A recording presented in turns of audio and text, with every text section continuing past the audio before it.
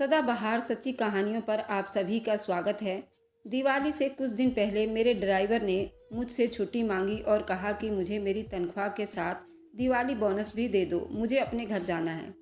छुट्टी होने में ऑफिस से देर हो रही थी। सोचा कि दोपहर में आकर ड्राइवर की तनख्वाह और उसकी दिवाली बोनस भी दे दूंगा। आज शाम के बजाय दोपहर में ही घर आ गया। मेरी पत्नी उस वक्त अपने कमरे में नहीं थी। नौकरानी से पूछा तो उसने बताया मालकिन रोजाना इस वक्त ड्राइवर के कमरे में होती हैं। मेरी पत्नी ने नवरात्रि के व्रत रखे हुए थे। उसके पास ड्राइवर के कमरे में क्या काम और वह क्या करने गई थी। मैं जैसे ही ड्राइवर के कमरे के पास पहुंचा, फिर जो मैंने अपनी आंखों से मंजर देखा, मेरे बदन से जान ही निकल गई। मैं सोच भी नहीं सकता था मेरी पत्नी इतनी पवित्र और अच्छी होगी, मुझे इतना बड़ा धोखा भी दे सकती है। दिल किया ज़मीन फटे और उसमें मैं समा जाऊं।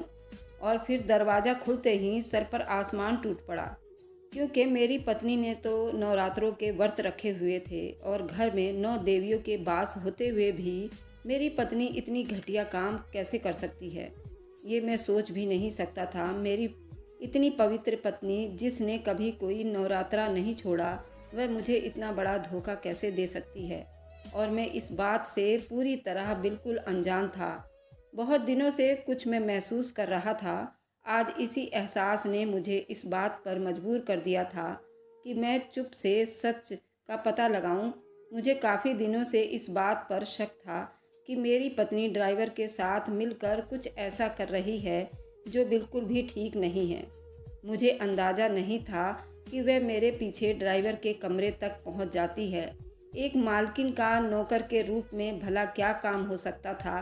कई दफ़ा मुझे चौकीदार ने भी बताया था कि मेरी पत्नी दोपहर के वक्त अक्सर ही ड्राइवर के साथ घर के बाहर निकलती है, लेकिन जहाँ तक मुझे मालूम था मेरी पत्नी ना ही घर से बाहर निकलती थी और ना ही उसे अकेले कहीं जाने की आदत थी। तो फिर वह मुझसे छुपकर मेरे पीछे कहाँ जाती थी। बहुत सी बातें थी जो इस बात की तरफ इशारा कर रही थी कि मेरी पत्नी मेरे पीठ पीछे मुझसे छुपाकर ऐसा क्या कर रही थी। ड्राइवर भी इस सब में शामिल है। मैं अपने ड्राइवर प्रकाश को तनख्वाह और दिवाली बोनस देने के लिए उसे कमरे पर आया था। ड्राइवर के कमरे से मुझे कुछ बातें करने की आवाज़ आ रही थी। कमरे की खिड़की हल्की सी खुली हुई थी और ड्राइवर के शब्दों ने मेरी जान निकाल कर रख दी थी। वह बहुत आराम से मेरी पत्नी मंजू से कह रहा था कि आप मेरे लिए बहुत खास है और अगर आप चाहें तो मेरी मन के इच्छाओं को पूरी कर सकती हैं। आप मुझे खाली हाथ न लौटाएं वरना मैं मर जाऊंगा।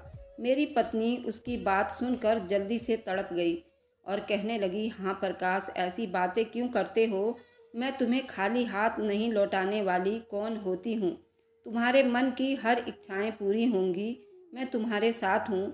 मैं सांस रोके कमरे की खिड़की से झांकने लगा और अंदर का मंजर मेरे होश उड़ा देने वाले काफ़ी था, क्योंकि मेरी पत्नी मेरे ही ड्राइवर के साथ जिस हाल में बैठी थी उसे देखकर मेरे तन बदन में आग लग गई और मुझे ड्राइवर के इरादों का पूरी तरह समझ आ गया था। उससे आगे कुछ भी देखने की हिम्मत मुझ में नहीं थी। मेरे बदन से पसीने पानी की तरह फूट रहा था और सांस लेने में भी बहुत मुश्किल हो रही थी। जो कुछ मैंने देखा था उसे बर्दाश्त करना मेरे लिए बिल्कुल भी इम्पॉसिबल था।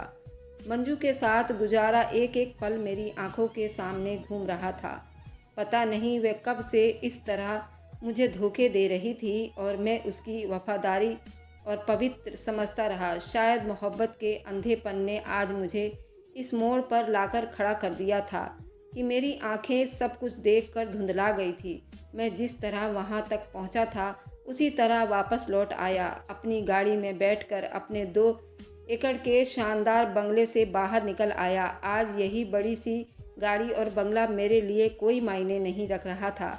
मेरी इज्जत पर ऐसा दाग लगा था कि ये दौलत इस दिमाग को नहीं मिटा सकती थी। मेरा भरोसा चकनाचूर हो गया था। मैंने सोच लिया था कि मैं उस बेवफा औरत को एक ऐसा सबक सिखाऊं जो मेरी पत्नी कभी भूल नहीं पाएगी। मैं शाम को माता के दरबार में माथा टेकने के बाद घर लौटा तो मैंने खाने के टेबल पर गिफ्ट में अपनी पत्नी को अर्पण कर दिया। मेरी पत्नी सर पर दुपट्टा सजाए हाथ फैलाए इस तरह माता के दरबार में खड़ी थी जैसे वह कोई बहुत ही पवित्र औरत हो। और जैसे ही मेरी पत्नी की नज़र मेरे दिए गिफ्ट पर पड़ी तो उसे देखकर मेरी पत्नी के कदमों तले से ज़मीन निकल गई। मैंने उसे ऐसा गिफ्ट दिया था जिसका वह सपने में भी नहीं सोच सकती थी, लेकिन मेरी नज़र में वह उसी गिफ्ट के लायक थी। मैंने मुस्कुराकर उसे कहा था, दिवाली की शुभकामनाएं तुम्हें स्वीकार हो। मेरी पत्नी अब मुझे फटी फटी निगाहों से देखने लगी थी। उसके चेहरे का हाल ऐसा था जैसे किसी ने उसके शरीर से उसकी आत्मा निकाल दी हो। मेरा नाम रोहित है। मेरे और मंजू की अरेंज मैरिज हुई थी, लेकिन शादी के कुछ ही दिनों में मंजू ने अपनी सेवा और दिलजोई से मेरा दिल जीत लिया था। वह बहुत ही सभ्यता और समझदार दिल जीतने वाली औरत थी, मगर मुझे ये मालूम नहीं था कि ये सब मजबूरी में कर रही है, और जिस दिन उसकी ये मजबूरी ख़त्म हो जाएगी वह मुझे अपना असल रूप दिखाएगी।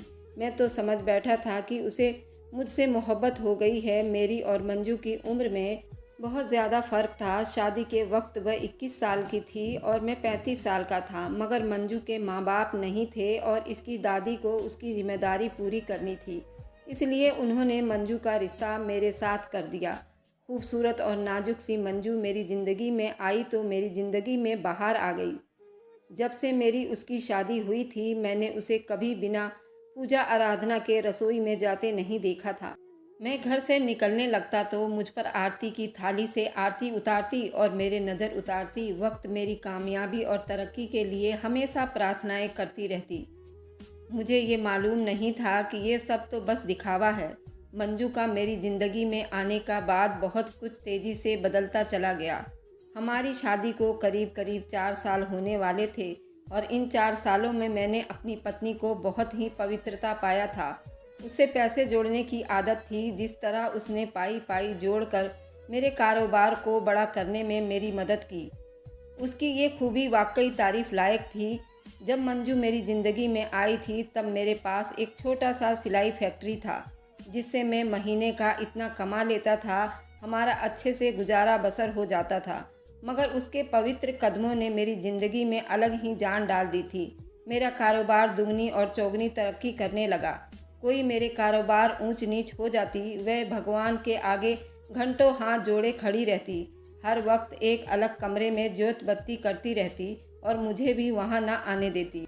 उसका कहना था कि वह बिल्कुल अकेली है और उसके लिए मैं ही उसका भगवान था और मेरे लिए हर वक्त प्रार्थना करती भगवान से। मैं अपनी पत्नी पर बहुत ही गर्व करता था, जिसने हर हाल में मेरा साथ निभाया था। लेकिन मुझे ये नहीं मालूम था कि ये तन्हाई उसे मुझसे दूर जाने के लिए चाहिए थी। मेरी एक विधवा बहन थी। वह जब भी आती तो मुझे ये बात समझाने की कोशिश करती कि मंजू जैसे दिखाई देती है वैसी ये बिल्कुल नहीं है, लेकिन मैं हमेशा अपनी बहन को गलत ठहराया करता था। जैसे जैसे मेरे पास पैसे आने लगे तो मैंने अपने कारोबार बहुत बढ़ा लिया। मेरी ज़िंदगी का रंग ढंग बदल गया।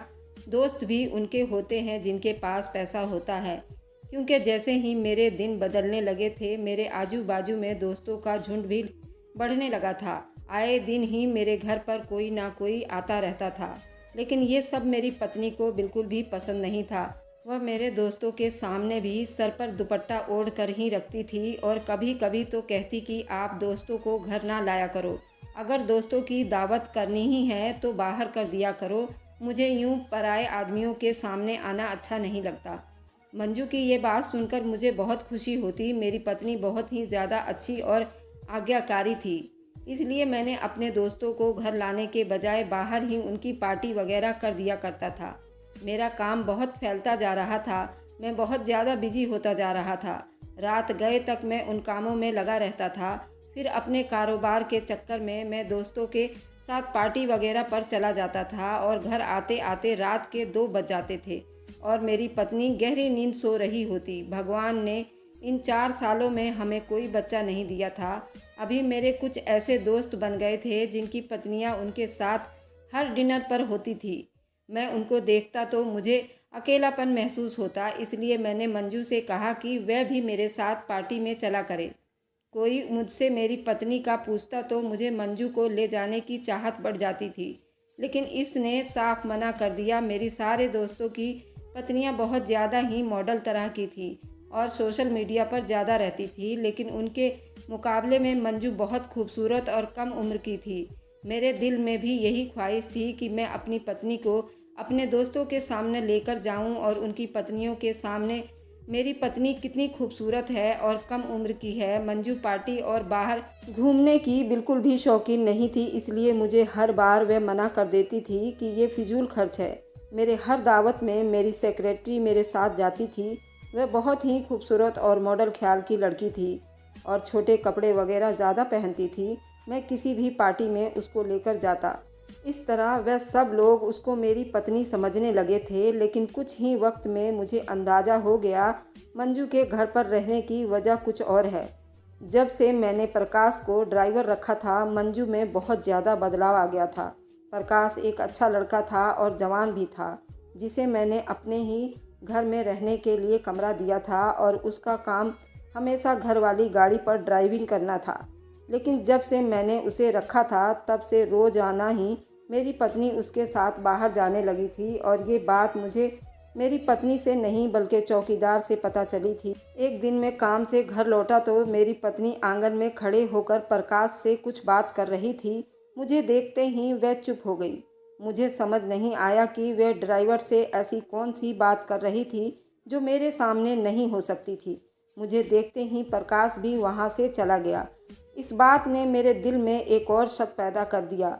उन दोनों के बीच क्या चल रहा था, मैं क्या जानना चाहता था। इसलिए मैंने चौकीदार से कहा कि ड्राइवर पर नज़र रखें।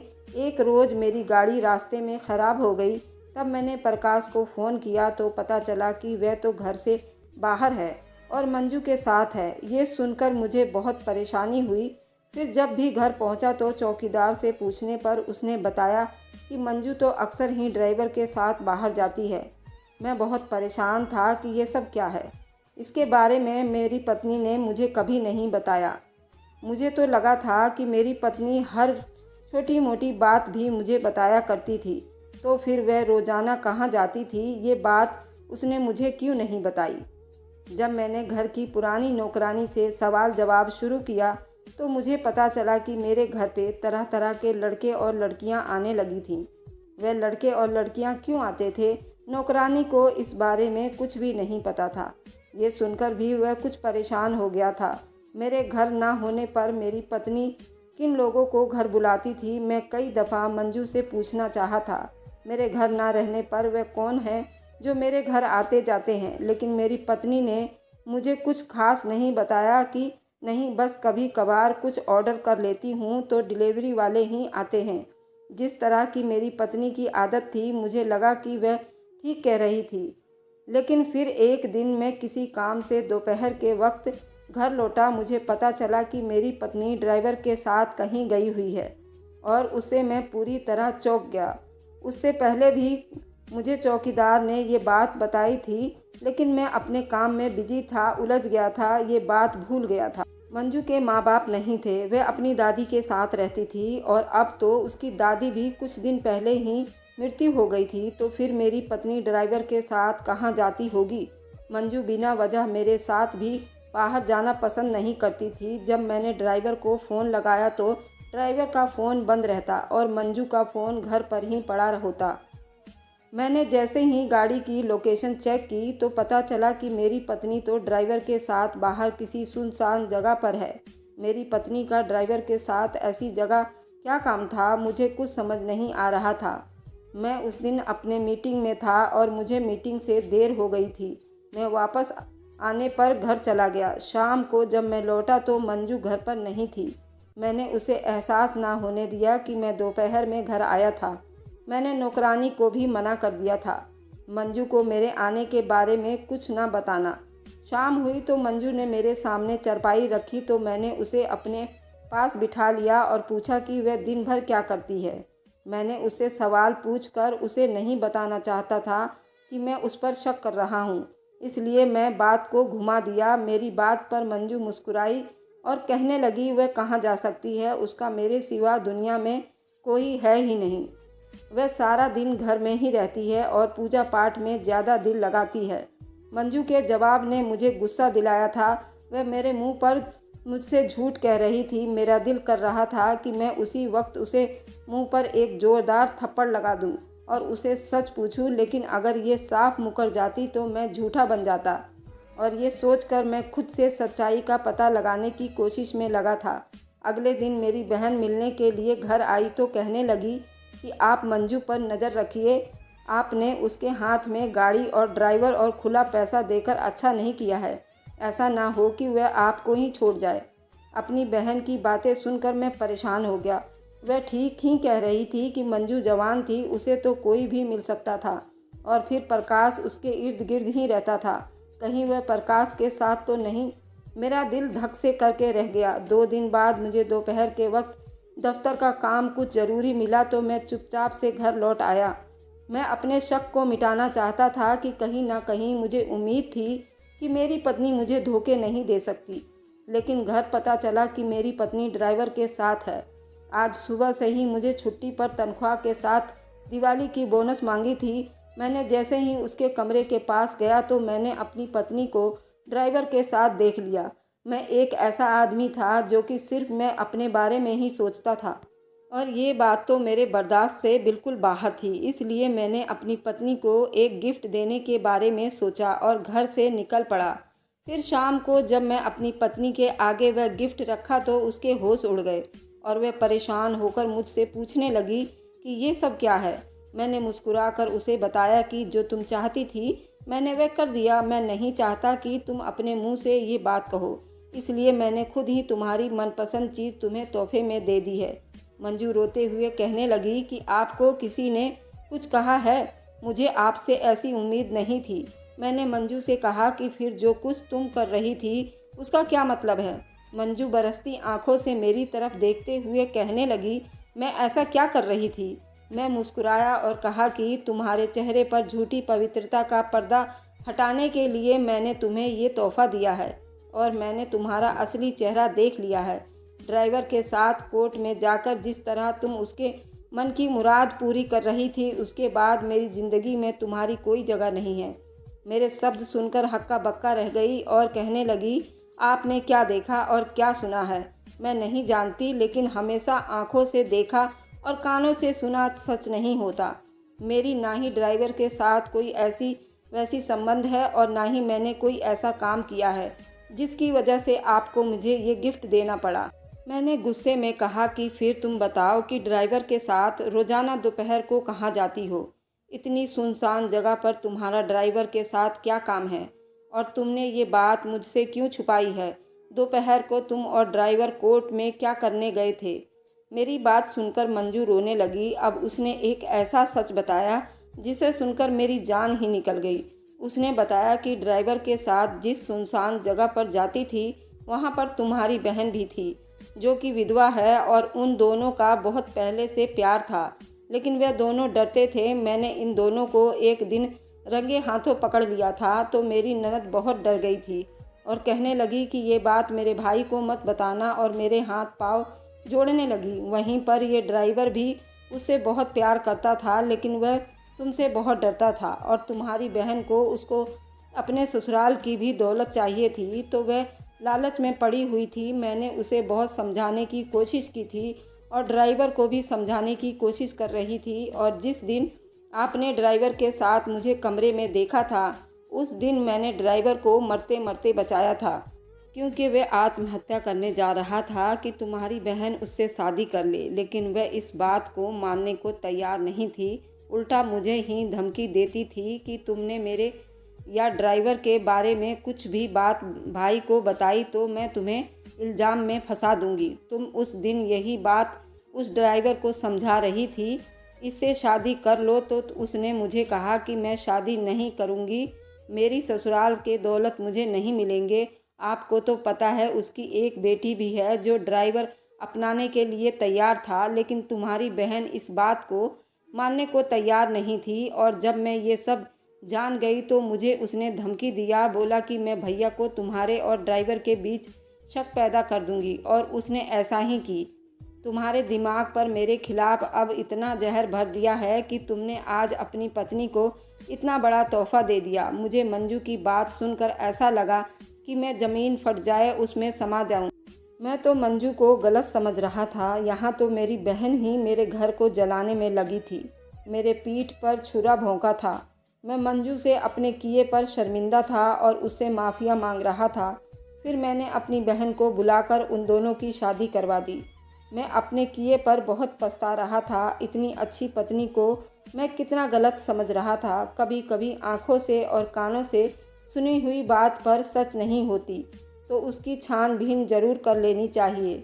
बिना जांच पड़ताल किए कोई फैसला नहीं लेनी चाहिए। जो मैंने किया आप लोग ना करें, मुझे आप लोगों से यही विनती है। तो कैसी लगी मेरी इमोशनल स्टोरी मुझे कमेंट में ज़रूर बताइएगा। Thanks for watching, like and subscribe.